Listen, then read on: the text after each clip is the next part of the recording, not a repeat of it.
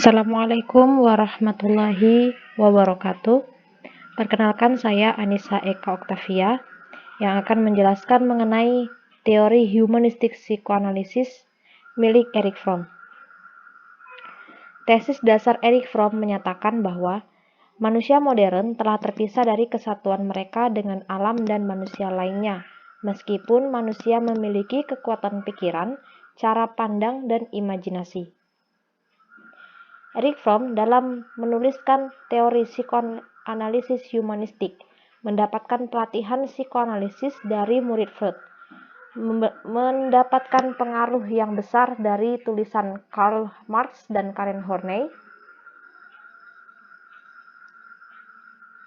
Fromm juga mengembangkan teori kepribadiannya dengan menekankan pengaruh faktor sosiokultural, sejarah, ekonomi, dan struktur kelas. Psikoanalisis humanistik berasumsi bahwa terpisahnya manusia dengan alam menghasilkan perasaan kesendirian dan isolasi. Kondisi ini disebut sebagai kecemasan dasar atau basic anxiety. Adapun biografi dari Erich Fromm lahir pada 23 Maret 1900 di Frankfurt, Jerman. Pada tahun 1922, Erich Fromm meraih gelar PhD dalam sosiologi di Heidelberg University. Pada tahun 1933, Erich Fromm menjabat sebagai rektor di Institut Psikoanalisis Chicago, Amerika Serikat.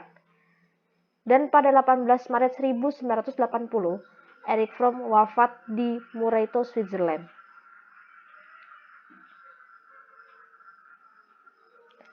Asumsi Fromm yang paling mendasar adalah bahwa kepribadian individu dapat dimengerti hanya melalui sejarah manusia itu sendiri. Selanjutnya ada human needs atau kebutuhan-kebutuhan manusia yang terbagi menjadi relatedness, transcendence, rootedness, a sense of identity, dan a frame of orientation. Kita memasuki kebutuhan manusia yang pertama, yaitu relatedness atau keterhubungan.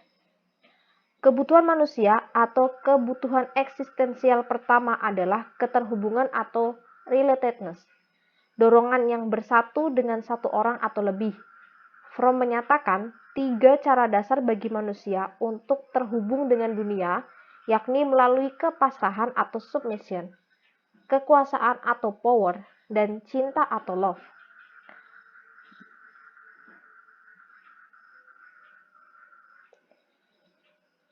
Seseorang dapat pasrah pada orang lain, kelompok, atau institusi agar menjadi satu dunia. Dengan cara ini, keberadaannya sebagai individu tidak lagi terpisah dan ia menjadi bagian dari seseorang atau sesuatu yang lebih besar dari dirinya dan merasakan jati diri dalam hubungannya dengan kekuasaan yang dimiliki oleh siapapun tempat manusia tersebut memasrahkan dirinya. Ketika seseorang dominan dan seseorang pasrah atau submisif saling menemukan, mereka seringkali menciptakan hubungan simbiosis yang memuaskan keduanya. Walaupun simbiosis tersebut menyenangkan, hal ini menghalangi pertumbuhan menuju integritas dan kesehatan psikologis. Keduanya hidup dari satu sama lain, memuaskan kebutuhan mereka akan kedekatan, namun kekurangan kekuatan dari dalam diri sendiri dan ketergantungan diri yang membutuhkan kebebasan dan kemandirian. Orang-orang dalam hubungan simbiosis saling tertarik bukan oleh cinta, namun karena putus asa dalam memenuhi kebutuhan akan keterhubungan yang tidak akan terpuaskan secara utuh dengan hubungan seperti itu. Kesatuannya didasari oleh permusuhan.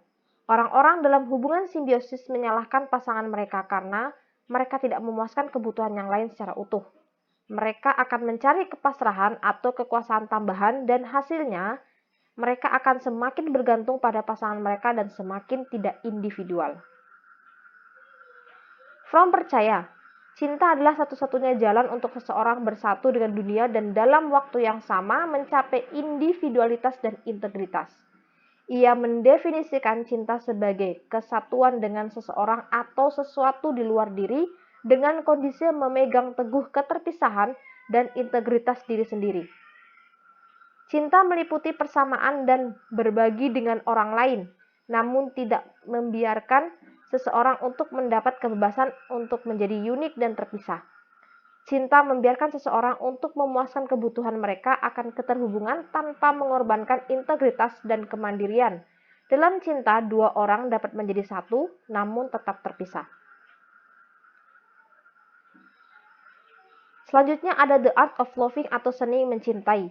Fromm menyebutkan 4 elemen dasar yang biasa dalam sebuah cinta yang tulus, yakni ada care atau rasa peduli.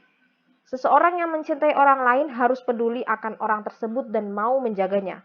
Yang kedua, responsibility atau tanggung jawab, yaitu kemauan dan kemampuan untuk merespon dan menanggapi kebutuhan fisik dan psikologis pasangannya.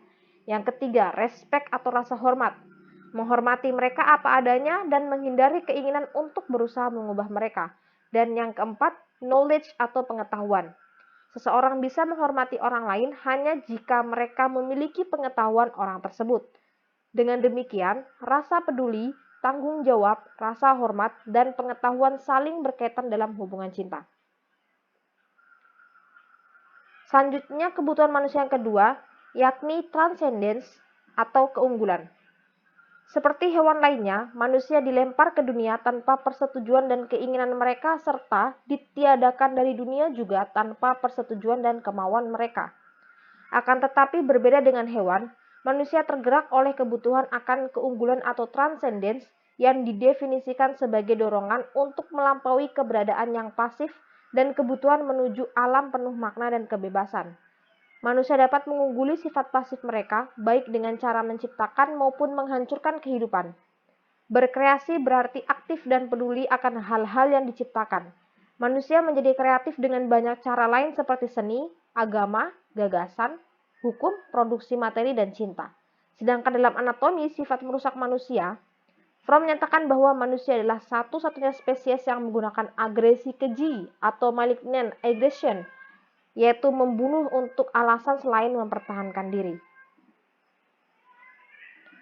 Kebutuhan manusia selanjutnya yaitu keberakaran atau rootedness. Ketika manusia berevolusi sebagai spesies terpisah kehilangan rumah mereka di dunia alam, di saat yang bersamaan, kapasitas pikiran mereka membuat mereka menyadari bahwa mereka tidak memiliki rumah dan tidak memiliki akar. Konsekuensinya adalah perasaan keterasingan dan ketidakberdayaan ini tak tertahankan. Keberakaran juga dapat dicari melalui cara produktif dan non-produktif. Dengan cara produktif, ketika manusia berhenti disapih oleh ibu mereka dan lahir secara utuh, mereka secara aktif dan kreatif berhubungan dengan dunia dan menjadi utuh atau terintegrasi. Ikatan baru dengan dunia alam ini memberikan rasa aman dan menciptakan kembali rasa keterlibatan dan keberakaran. Secara non-produktif, keberakaran yaitu fiksasi atau keengganan yang kuat untuk bergerak melampaui keamanan dan perlindungan yang diberikan oleh seorang ibu. Orang-orang mencari keberakaran melalui fiksasi adalah orang-orang yang takut akan langkah selanjutnya setelah kelahiran dan untuk berhenti disapih oleh ibu mereka. Mereka adalah orang-orang yang bergantung secara eksternal dan takut serta merasa tidak aman ketika tidak lagi mendapat perlindungan sang ibu. Bagi mereka, ibu adalah menyediakan akar bagi anak-anak dan memotivasi mereka untuk mengembangkan individualitas dan nalar mereka atau menjadi terfiksasi dan tidak mampu tumbuh secara psikologis. Kebutuhan manusia selanjutnya yaitu kepekaan akan identitas, yakni kepekaan akan identitas atau sense of identity atau kemampuan untuk menyadari diri sendiri sebagai wujud terpisah. Oleh karena kita telah terpisahkan dari alam, maka kita harus membentuk konsep akan diri kita sendiri dan untuk mampu berkata saya adalah saya atau saya adalah subjek dari tindakan saya. Fromm percaya bahwa manusia primitif mengidentifikasi diri mereka lebih dekat dengan klan mereka dan tidak melihat dirinya sebagai individu yang terpisah dari kelompok. Kebutuhan manusia yang terakhir, yakni kerangka orientasi atau frame of orientation. Oleh karena terpisah dari dunia alam, maka manusia membutuhkan peta jalan, kerangka arah atau orientasi untuk mencari jalannya dalam dunia. Tanpa peta tersebut, manusia tidak akan mampu dan kebingungan melakukan tindakan dengan tujuan dan konsistensi. Kerangka orientasi membuat manusia bisa mengatur berbagai macam rangsang yang mengganggu mereka. Manusia yang memiliki kerangka orientasi yang kuat dapat menjelaskan kejadian dan fenomena yang terjadi, Sedangkan apabila lemah akan menempatkan kejadian-kejadian tersebut dalam suatu kerangka agar ia mendapat penjelasan yang masuk akal mengenainya. Kita memasuki yang selanjutnya yaitu the burden of freedom atau kebebasan manusia.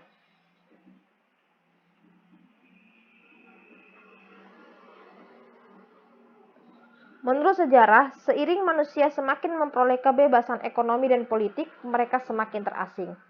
Contohnya pada selama abad pertengahan, manusia memiliki kebebasan pribadi yang terbatas. Mereka terkurung peran yang diberikan oleh masyarakat, peran yang menyediakan rasa aman, tempat bergantung, dan kepastian. Kemudian, setelah mereka mendapatkan kebebasan untuk bergerak secara sosial dan geografis, mereka paham bahwa mereka bebas dari rasa aman pada tempat tertentu di dunia. Mereka tidak lagi terikat pada wilayah geografis, suatu urutan sosial, atau suatu pekerjaan. Mereka menjadi terpisah dari asal atau akar mereka dan terasingkan dari satu sama lain. Pada kebebasan manusia ini menciptakanlah mekanisme pelarian atau mechanism of escape, atau yang biasa disebut diri kabur dari kebebasan. Fromm menyebutkan 3 mekanisme dasar dari pelarian, yakni authoritarianism, destructiveness atau merusak, dan conformity atau konformitas. Kita memasuki kebebasan manusia yang pertama yaitu authoritarianism. Fromm mendefinisikan authoritarianism sebagai kecenderungan untuk menyerahkan kemandirian seseorang secara individu dan meleburkannya dengan seseorang atau sesuatu di luar dirinya demi mendapatkan kekuatan yang tidak dimilikinya. Kebutuhan untuk bersatu dengan mitra yang kuat ini dapat berupa 2 hal, yaitu masokisme atau sadisme. Masokisme timbul dari rasa ketidakberdayaan, lemah, serta rendah diri, dan bertujuan untuk menggabungkan diri dengan orang atau institusi yang lebih kuat. Sedangkan sadisme bertujuan mengurangi kecemasan dasar dengan mencapai kesatuan dengan satu orang atau lebih. Fromm memperkenalkan 3 jenis kecenderungan sadisme yang semuanya lebih kurang tergolong sama. Yang pertama, kebutuhan untuk membuat orang lain bergantung pada dirinya dan berkuasa akan mereka yang lemah. Eksploitasi berulang pada orang lain, mengambil keuntungan dan menggunakan orang lain untuk kesenangan sepihak. Keinginan melihat orang lain menderita, baik secara psikologis maupun fisik.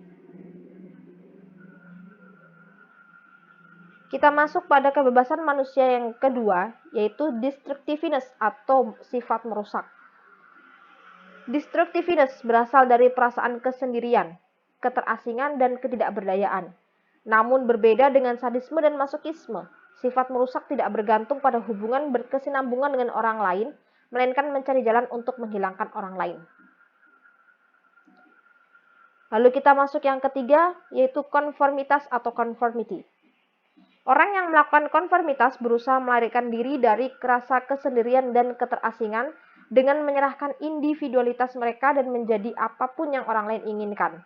Dengan demikian mereka jadi seperti robot, memberikan reaksi yang dapat diperkirakan secara otomatis sesuai dengan olah orang lain. Mereka jarang mengungkapkan pendapat mereka sendiri, berpegangan erat pada patokan perilaku, dan sering tampak kaku dan terprogram. Lalu ada positive freedom atau kebebasan positif. Munculnya kebebasan politik dan ekonomi mau tidak mau mendorong kita ke arah perbudakan akan keterasingan dan ketidakberdayaan. Seseorang dapat bebas dan tidak sendiri, kritis namun tidak dipenuhi keraguan, mandiri namun tetap menjadi bagian dari kesatuan umat manusia. Manusia bisa mendapatkan kebebasan positif dengan pengungkapan spontan dari potensi rasional maupun emosionalnya. Lalu kita masuk pada karakter orientation atau karakter orientasi. Orientasi karakter ini terbagi menjadi 2, yaitu non-produktif orientasi dan produktif orientasi. Non-produktif orientasi terbagi menjadi reseptif, eksploitatif, hoarding atau menimbun, marketing dan atau memasarkan. Sedangkan orientasi produktif terbagi menjadi 3, yakni working atau pekerjaan, loving atau mencintai, dan reasoning atau menalar. Kita masuk yang pertama yakni non-produktif orientasi, yang terbagi menjadi 4, yaitu yang pertama ada reseptif. yakni semua kebaikan ada di luar diri dan satu cara untuk menjalin hubungan dengan dunia luar adalah dengan menerima seperti cinta, pengetahuan, dan materi. Non-produktif orientasi kedua yaitu eksploitatif, yakni sumber dari kebaikan berada di luar diri dan secara agresif mencari dan mendapatkan apa yang mereka inginkan. Non-produktif orientasi yang ketiga yaitu hoarding atau menimbun. Tidak menilai sesuatu di luar diri, melainkan menyimpan apa yang sudah dimiliki dan tidak akan dilepas. Sedangkan non-produktif orientasi yang terakhir yaitu marketing atau memasarkan, yakni tidak memiliki nilai atau prinsip yang permanen. Mereka mempertahankan kondisi selalu penuh skill dan dapat dijual. Selain itu ada produktif orientasi yang memiliki 3 dimensi. Yang pertama working atau bekerja, yakni orang sehat menyikapi pekerjaan sebagai media untuk berekspresi, tidak mengeksploitasi orang lain atau mendapatkan material yang tidak ada batasnya. Dimensi kedua yaitu mencintai atau loving, yang terbagi menjadi care, responsibility, respect, dan knowledge. Apabila aspek 4 ini dijadikan satu, maka akan timbullah biofilia atau hasrat tinggi untuk mencintai kehidupan dan semuanya yang hidup, manusia, binatang, alam, dan budaya. Lalu produktif orientasi yang ketiga yaitu reasoning atau menalar, yakni orang yang sehat melihat orang lain sebagaimana mereka adanya dan bukan sesuai dengan kehendak pikiran individu. Kita masuki slide yang terbaru adalah personality disorder, yang terbagi menjadi 3, ada necrophilia atau kecintaan pada kematian yang berdampak perilaku seks manusia yang memiliki hasrat untuk bercinta dengan mayat. Yang kedua ada malignant narcissism atau agresi keji, yakni kecintaan pada diri sendiri sehingga menilai baik pada apa yang dipunya dan menilai buruk terhadap apa yang tidak dimiliki atau dimiliki orang lain. Dan personality disorder yang ketiga adalah incestuous symbiosis, yakni ketergantungan yang akut pada figur ibu. Mother fixation atau kecenderungan tertarik pada wanita yang lebih tua untuk mendapatkan perhatian, Edimer, dan lainnya. Adapun psikoterapi dalam teori humanistik psikoanalisis terpacu pada perhatian pada aspek interpersonal. Tujuan terapi adalah pasien memahami dan mengetahui dirinya sendiri. Tanpa pemahaman terhadap diri sendiri, kita tidak mampu memahami orang lain atau hal lain. Dan yang terakhir yaitu kritik pada teori psikoanalisis humanistis milik Erich Fromm. Yakni yang pertama, teorinya tidak secara empirik tervalidasi.